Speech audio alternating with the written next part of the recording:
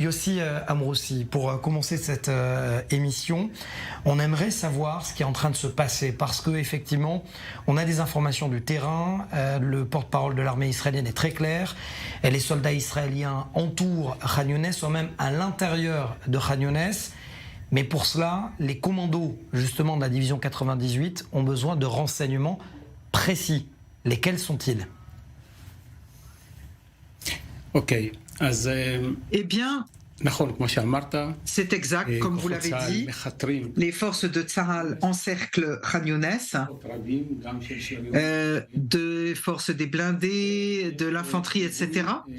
Et ils sont accompagnés par le Shabak, comme ça a été le cas pendant tous ces 2 mois, sous plusieurs paramètres. D'abord, les enquêtes et les interrogatoires que nous menons avec beaucoup de terroristes du Hamas qui ont été arrêtés dans les corridors humanitaires, qui nous donnent d'excellentes informations qui passent directement aux forces sur le terrain.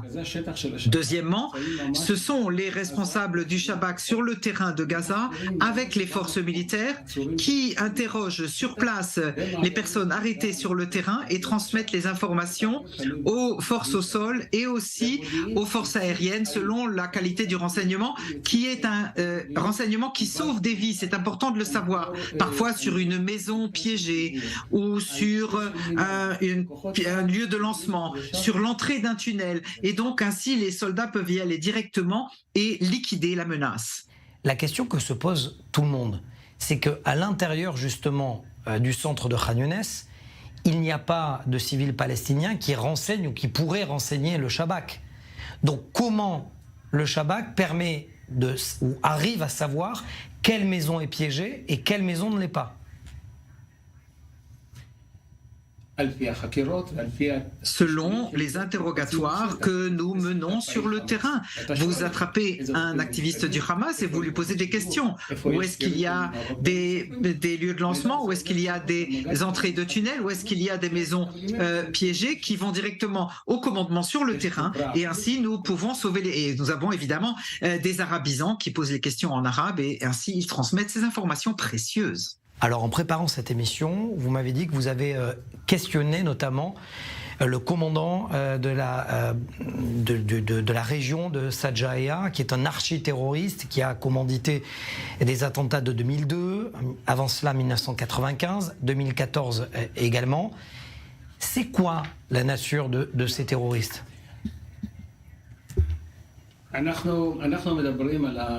Nous parlons du commandant du Hamas de Sajaïa. Issam Farhat, c'est son nom. Issam Farhat, si vous voulez, c'est l'archétype du terroriste né avec le terrorisme qu'il a bu au lait maternel.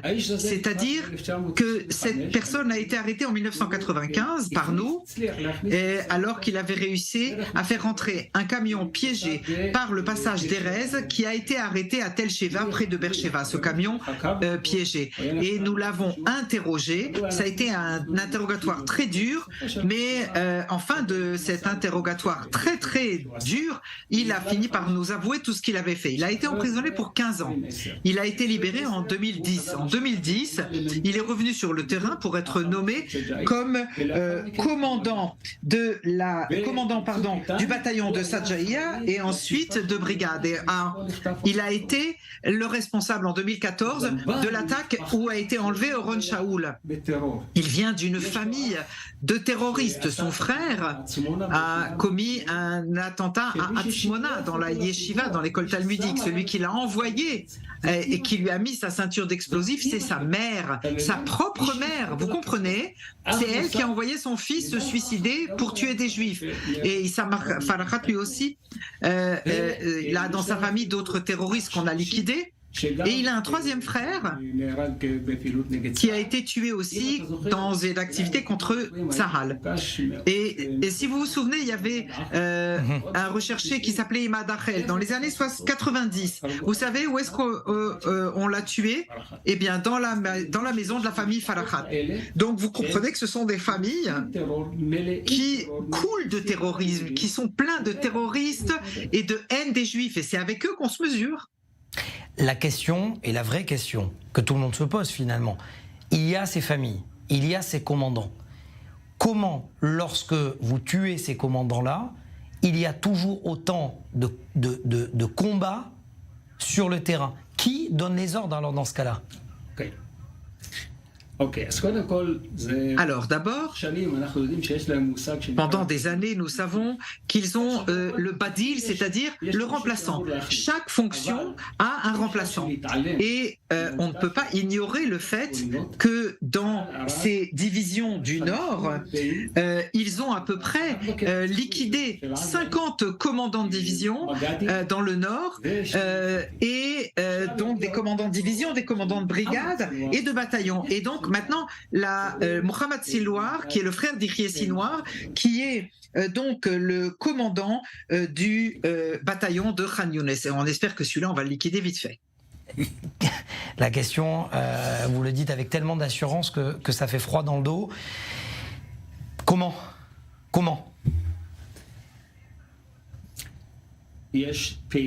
Écoutez, il y a une activité permanente de Tzahal et du Shabak. Chaque jour, chaque nuit, on avance petit à petit, avec prudence, en faisant très attention à nos propres soldats, des renseignements qui s'accumulent, excellent travail.